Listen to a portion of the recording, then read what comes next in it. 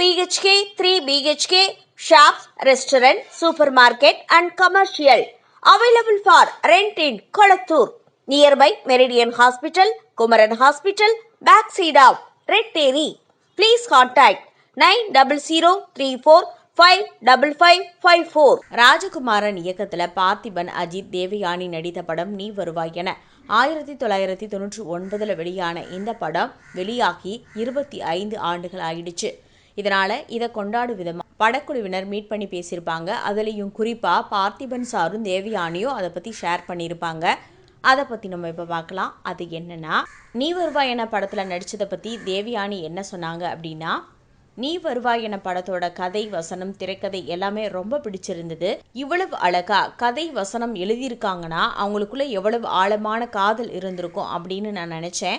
அப்படி இருந்ததால தான் அவரால் இப்படி ஒரு படைப்பை படைக்க முடிஞ்சிருக்கு அப்படின்னு நான் நினைச்சேன். ஒரு டைரக்டரோட ரிஃப்ளெக்ஷன் தான் அவரோட படைப்பு. அந்த வகையில் ராஜகுமாரன் ஒரு நல்ல மனிதர், அன்பானவர். ஆர்டிஸ்ட்டுங்க கிட்ட ஒன் மோர் கேட்கும்போது கூட அவ்வளவு அழகா ஸ்வீட்டாக கேட்பாரு. அந்த மாதிரியான குணம் எல்லாருக்குமே வராது. டைரக்டர் டென்ஷன் ஆகாமல் ஸ்வீட்டாக பேசி ஒன் மோர் கேட்குறது பெரிய விஷயம். ஆனால் அந்த காலகட்டத்தில் தான் நானும் காதலிக்க ஆரம்பித்தேன். அது ரொம்ப வேகமாகவே நடந்துச்சு. கல்யாணத்துலேயும் முடிஞ்சிடுச்சு. முதல்ல அவர் தான் என்கிட்ட காதலை சொன்னார். முடியாதுன்னு சொல்லிட்டேன். அது நடக்காத காரியம் அப்படின்னு சொன்னேன். ஏன் முடியாதுன்னு என்கிட்ட கேட்டார். எப்போவுமே அவர் பாசிட்டிவாக தான் நினச்சிட்டு இருப்பார். அப்புறம் தான் நானும் ஏன் முடியாதுன்னு பார்க்கலாம் அப்படின்னு நான் நினச்சேன். அப்படித்தான் காதல் வந்தது. கல்யாணத்துக்கு அப்புறமா ஹாப்பியாக இருக்கும் அப்படின்னு தேவயானியும் தன்னுடைய இனிமையான புன்னகையோடு ஷேர் பண்ணிக்கிட்டாங்க.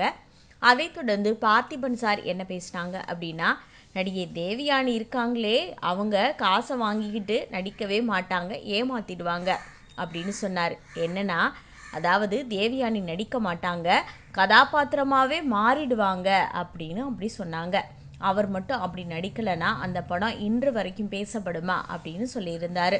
அது மட்டும் இல்லை, இந்த படத்தில் அஜித் நடித்த கேரக்டர் தான் எனக்கு ரொம்பவே பிடிக்கும். ஏன்னா அந்த கேரக்டரில் நடித்த பொண்ணு அஜித் சாரோடைய கேரக்டர் தானே லவ் பண்ணும் அப்படின்னு சொல்லியிருந்தார். எனது காதலை ஹீரோயின் ஏற்றுக்காமல் இருந்தாங்க, காரணமே அந்த கேரக்டர் தானே அப்படின்னு சொல்லியிருப்பார். இந்த படத்தை பற்றிய இன்னொரு தகவலையும் முன்பே ராஜகுமார் பகிர்ந்திருந்தார் அப்படின்றது தெரியும். என்னன்னா, இந்த படத்தில் முதல்ல அஜித் கேரக்டரில் நடிக்க இருந்தது விஜய் சாரா. அதுக்கப்புறமா தான் அஜித் சார் புக் பண்ணிட்டோம் அப்படின்னு சொன்னதுனால அவர் நடிக்க முடியாமல் போயிடுச்சான். இதை பற்றி உங்கள் கருத்தை பதிவு பண்ணுங்கள்.